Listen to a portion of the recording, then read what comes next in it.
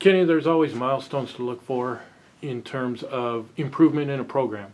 And I think the Pirates hit one this weekend, first home sweep of wins in a few seasons. Talk about how that came together for this group with the wins over Willamette, Lewis, and Clark.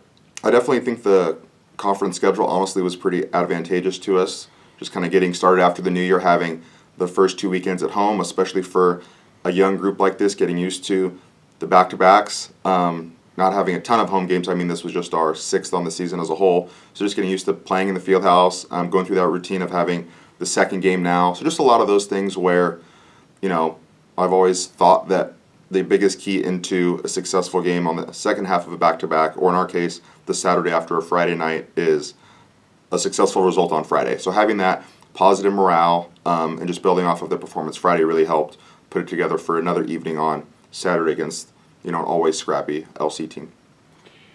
There's a lot to talk about in terms of challenges with such a young group and so many first-year players.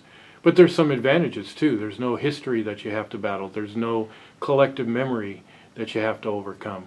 Talk about how that has played its role in helping this team make a positive step forward. Yeah, I mean, even thinking forward to this weekend on the road, the first conference road trip for this group, the first in total for like 8 or 9 of the players on the team, and it's something where thinking about how to explain what Pacific and George Fox do, there's no, well, we remember last year, we know kind of it's all brand new. So there's the things like you mentioned where there's not that awareness, but there's also not those scars where they have to kind of unpack and remember those things. So I think it's just a thing where it's a group that's, the unfamiliarity breeds hunger and just wanting to go out and prove themselves and just not knowing any better. They didn't know, our little bit of struggles the last couple of years against Willamette. They just knew, this is a team that we have to be ready to go against the zone. They have some good shooters. It wasn't anything like they knew the numbers but not the names, and they didn't really have anything kind of to work off besides that. So it was just a group that, like we've talked about kind of throughout the course of the season, it's a reflection more so of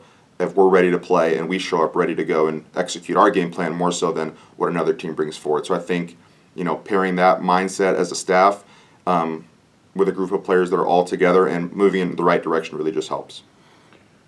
Well, having just said that, you still need to prepare for what the other teams are doing. Mm-hmm. And what is it that George Fox and Pacific will try and do this weekend that we'll have to battle against?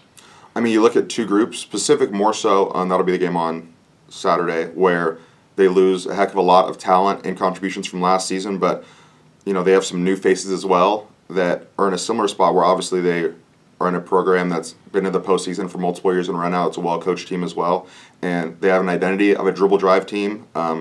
Like to play really hard. They're a physical group, and they're dominated by their guards. They're a little smaller than they've been in the past, but we know it's a game where if you take one possession off and you're not disciplined, they're going to just get to the basket and make you pay.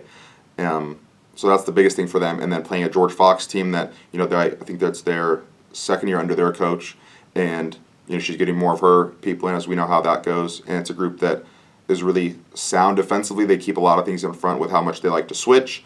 They're aggressive on ball defensively. And, they're pretty sound in the half court offensively as well. They like to get to certain places the ball to certain people. So we know it's a thing where it's personnel driven based 80 or 90% of the time for both of these teams. But we're a group that's getting more tuned into what life is like at the college basketball level, so I'm excited going forward for our first road trip.